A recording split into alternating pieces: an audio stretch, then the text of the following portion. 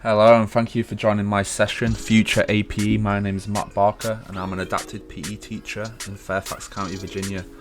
I'm also the owner of enrichedva.com. We run after school programs at Title I schools, soccer, basketball, volleyball, rugby, which I also coach on. We also have a YouTube channel, Enriched P.E. TV, and we run a website, netflixkids.com, where we try and collate all the best kids fitness, PE videos, keep kids active, all in one place on one website. And you can find me on Twitter at DigitTheApe. This presentation is very far away from being research based. This is just some things that came to my head where I can see the future of A.P.E. going. And I put it all together in this kind of like spider diagram to try and make sense of it all, but it might not be like the best thing, but yeah, we're going to look into each one of these things individually, and there's like the videos, and I don't like to talk a lot, so I'm gonna let the videos like play, but I'll kind of like introduce one and just give my ideas. So I think historically as Adapted P.E. teachers we've always been very creative in using materials to customize equipment for our students, so I just wanted to go over some of these new technologies that have come out in the last 5-10 years, such as cricut cutting machines, make a pipe, which is like a stronger version of PVC, so it's metal instead of plastic. That's a little bit more expensive, but and then 3D printers, and then also they're using switches to make that custom equipment. So first we're going to start off with cricut, and we're going to watch this video I made a year or so ago when I first got my cricut. But I haven't been able to use it much since COVID happened, but I plan on further getting into it more, so check out the video.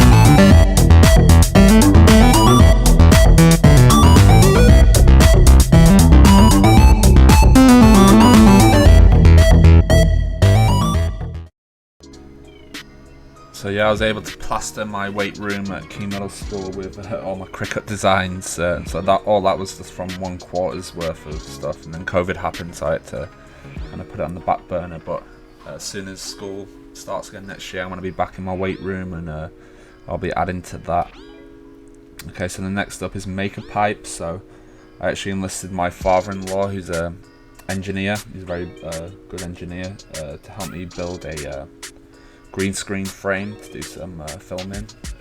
And we use this product called Make a Pipe, which uses like the metal conduit pipes, basically like plumbing pipes. So it's a lot stronger than PVC pipes, and they sell the fittings so you can like custom make pretty much anything. So here's a quick video and some ideas. I plan to make some custom Adapted P.E. equipment, similar to stuff you make with PVC, but this is going to be like a lot stronger. So yeah, check it out. Hi, I'm Dave, and I like to make things. For the longest time, I've been looking for a building system that's strong, yet convenient and affordable. Problem is, I just couldn't find what I was looking for. So, I created MakerPipe, a simple, affordable, easy to use system of connectors that pairs with inexpensive electrical conduit. The result is a building platform with endless possibilities. It's a smart, elegant way to create what you love. And let me tell you, the things you can make with it are infinite. So if you're like John and need to support your leisurely hobbies, cheers.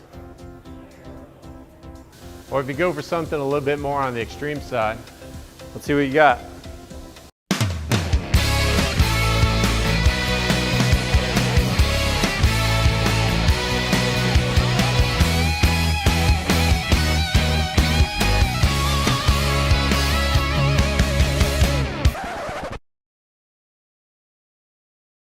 So I guess what I'm saying is MakerPipe is fun.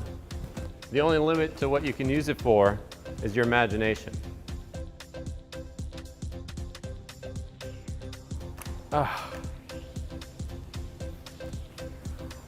Our desire was not only to make something endlessly creative, but also affordable, which we did, and here's how. Electrical conduit is an extremely inexpensive type of metal pipe that electricians use all the time. You can find it at almost any hardware store. The MakerPipe connector system turns that conduit into one of the most versatile and cost-effective building materials you can find. But not only is MakerPipe easy to build and adjust, it's completely reusable. So build something you love, and if you get tired of it, turn it into something else. And when you get tired of that, well, you get the picture. Transforming it from one thing to the next, or even breaking it down to move it, is as easy as turning a hex bolt, making it extremely portable. But this portability doesn't mean you have to sacrifice the integrity of your builds. MakerPipe is super strong and durable. To demonstrate, we had the biggest guy we know stand on it. And then we gave him an engine. Yes, thank you. Thank you, Mr. President. We've already received some great feedback on these connectors. Makers love it, students and educators love it, robotics teams love it, hacker spaces love it, and we know that once you get your hands on it, you're gonna love it too. With your help, we can put these connectors into mass production and start you on your way to making your very own designs a reality. So check out the building kits we have available through our Kickstarter and join our maker community. Back MakerPipe today so we can make these connectors and you can make, well, anything you want.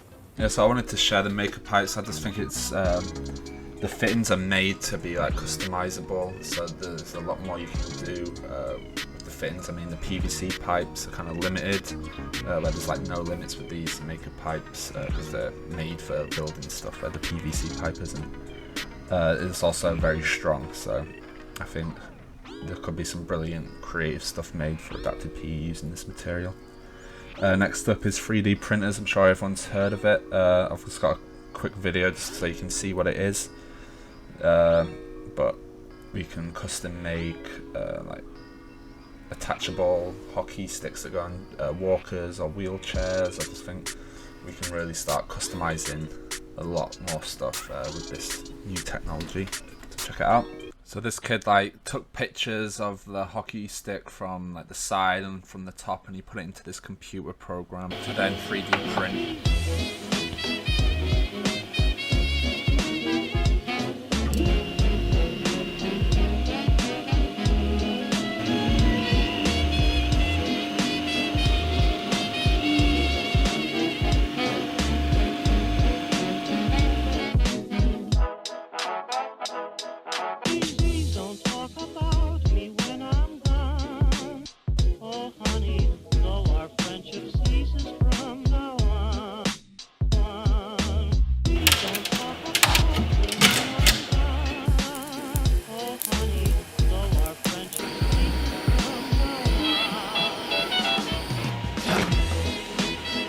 Looks just like the real deal. The Sortrax did an amazing job, got the same weight as one of the original ones. 40% infill. You really can tune the settings in the Sortrax software. You pick the filament and the software does the rest, but with some cleanup, use a torch and this is what you'll get. So myself personally, I'm not going to be rushing out to get a 3D printer. It looks very complicated, but I do think it has potential to be able to make customizable equipment to meet the needs of students down the line, and then hopefully the machines will become more accessible, cheaper, bring down the price, and the technology will be taught. And I think in 20 years, I think we'll be 3D printing stuff a lot more. And in PE, I think it can be really useful. Next up is switches. So I enlisted the help from Nicole McCoy, who's an amazing adapted PE teacher. So she has teamed up with robotics and other teachers to build these machines using switches. So we've got this short video to show you. It's pretty cool. Yeah, I heard he got that hot new thing. It's called Switch. Let's get it going.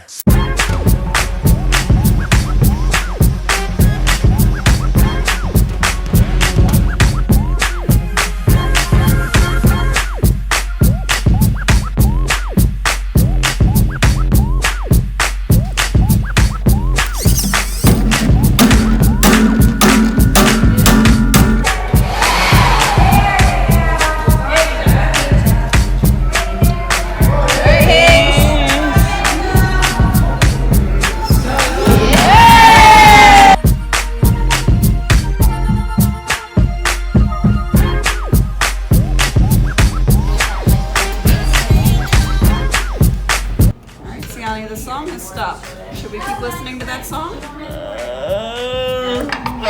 All right, thank you. Good job.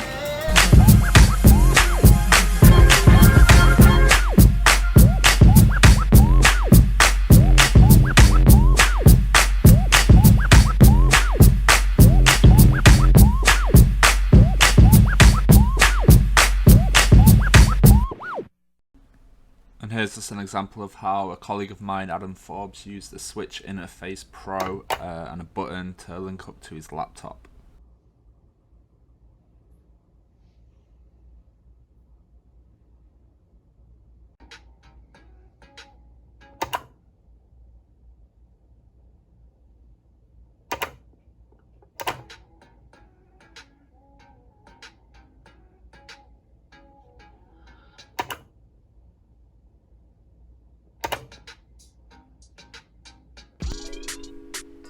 Okay, the next section we're going to look at is video modeling, where we're going to look at a couple of projectors. One is the Nebula projector that I've had for a few years now. It's the size of a Coke can with an inbuilt speaker. It's great for small groups, it's great for working with small spaces, you can carry it in your pocket.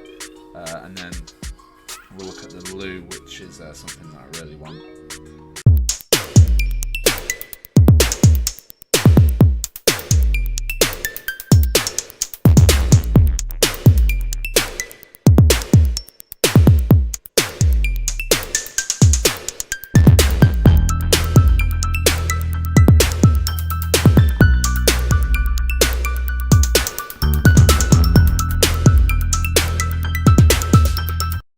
Next projector is the Lou Interactive Playground, which looks absolutely amazing. I'd love to get one for my classroom, but yeah, we'll better start saving.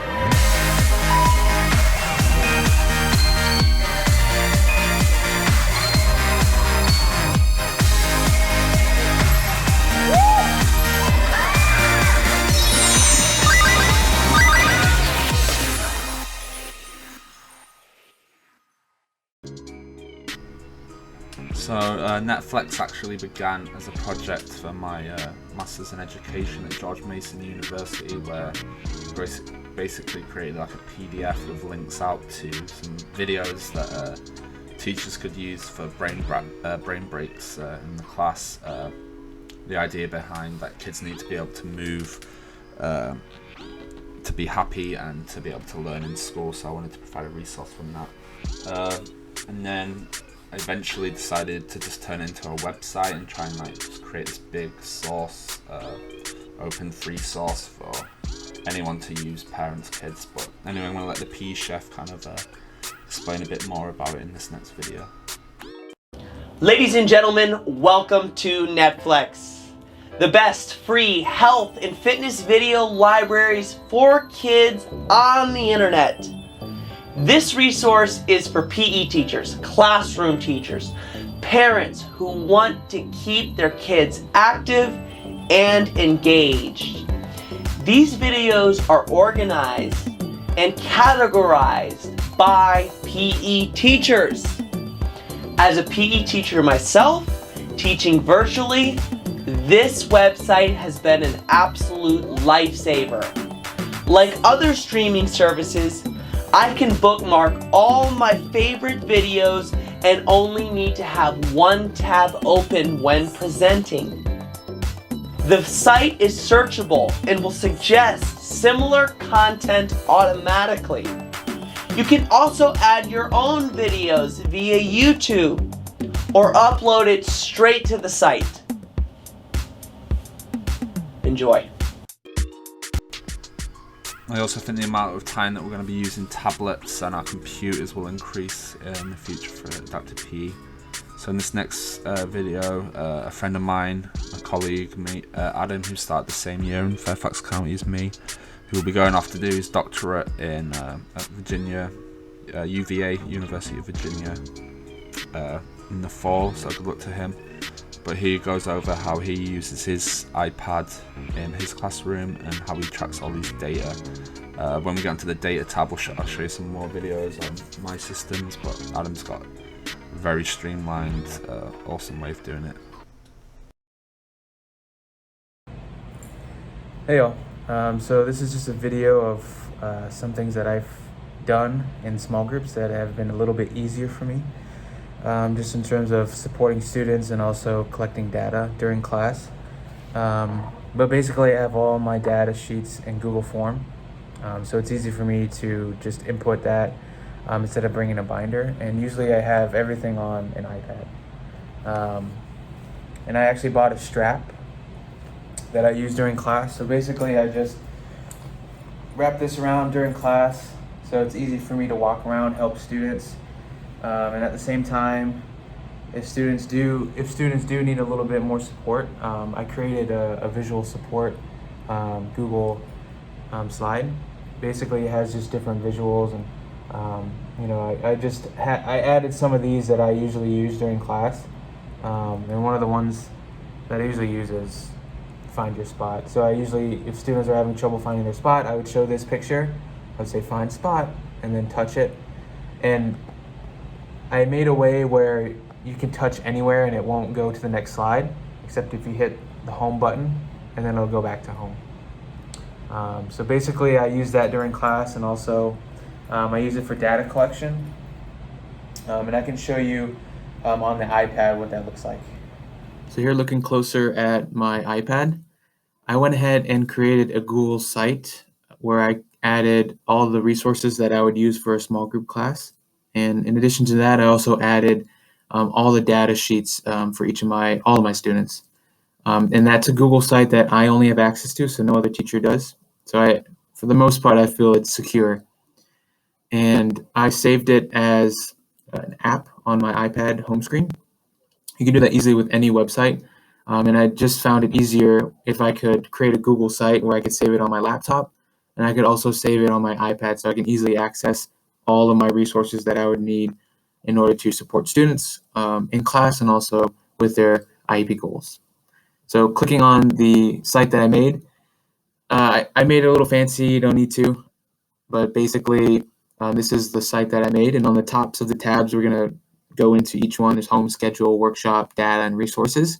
So we'll go ahead and go into each of those, and I can talk about what each one entails. So for the schedule, for this year, this is where I added my schedule for each day. I added the links to a Google Doc. It's easy for me to kind of go in and go into the classes that I need to without having to scramble to find where they are. And then I created another tab called Workshop. This is all the resources that I would use during a small group class, or I might use to support students in their IEP goals. So these are things that I usually use during class, and the visual supports you see there is something that I use most of the time.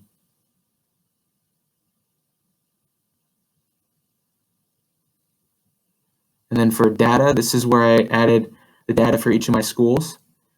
So we can go ahead and click into one of my schools and I can show you what it looks like.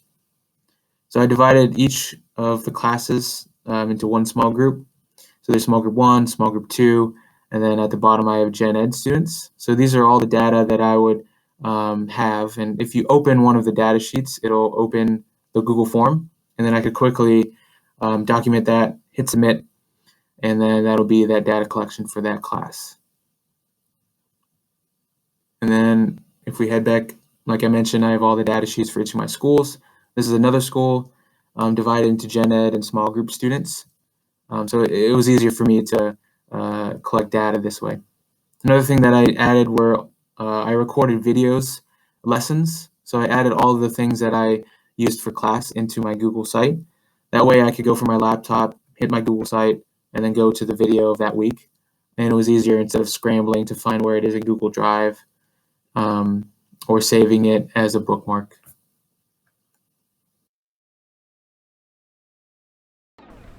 So I saw David Geslak, the founder, do a presentation on his new app, Exercise Buddy, at ISAPA 2019. And here's a quick YouTube video that outlines the app. It looks brilliant for video modeling, data collection. Yeah, so check it out. Now let's take a look at the Exercise Buddy app. This is the main menu where you can access all of the app features. Browse exercises. This is your exercise library. There's over 300 visuals and 150 video models, all organized into categories for easy navigation. Because peer modeling is an evidence-based practice, all of the video models in Exercise Buddy are demonstrated by a peer with autism. Touch your toes. Great job. You can also add your own customized visuals and video models to the exercise library to create more activities and individualized instruction for your students. You'll have the option of uploading existing pictures or videos from your... I'm going to fast forward the video just a little bit just so you can have a good look at all the app's features, but if you want to watch the full video, there'll be a resource that you can check out.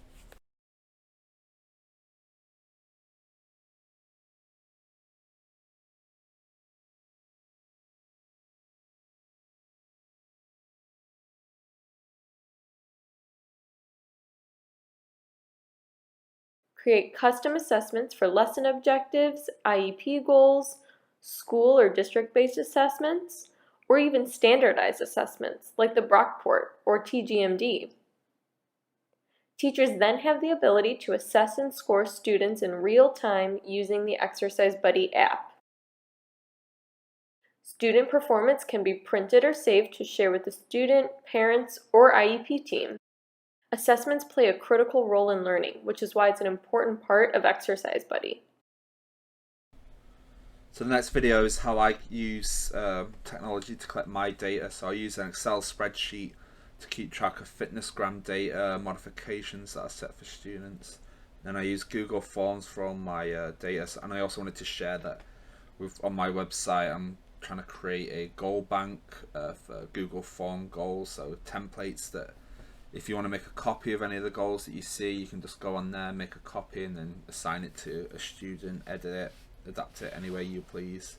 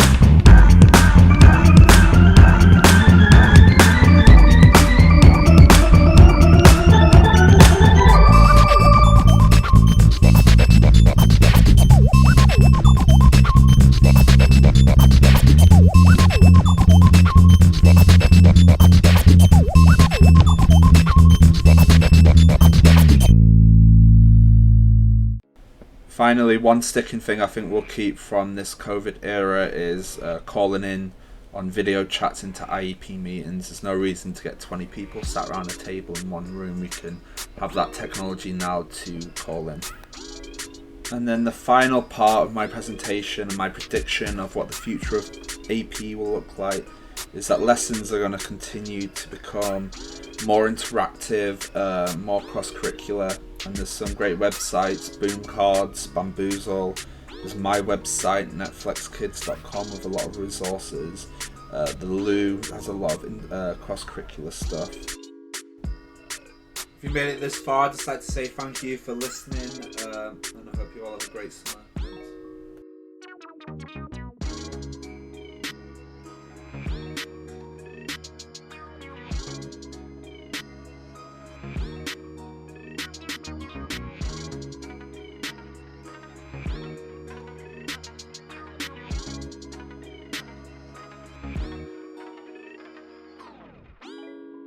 Thank you for attending the 48th Annual Elementary Physical Education Workshop. We're glad you were here. Please follow us on our social media platforms. EPEW can be found on Twitter, Facebook, Instagram, and YouTube. Please check out our website for links to more great sessions. Just go to epew-cp.weebly.com and click on the virtual EPEW 2021 tab at the top and scroll down. EPEW 2021 Educators Assemble would not be possible without the support and dedication from the amazing EPEW committee. The committee has been hard at work for months preparing for this workshop. Thank you to Linda McGee, Barbara Groton, Scott Wilson, Stephanie Sandino, Julie Miller, Jessica Monlux, Kayla Ailman, Shelby Lozano, Andrea Chavez, Scott Townsend, and Cindy Chase. Thank you for attending EPEW, where our motto is, come to learn, leave as family.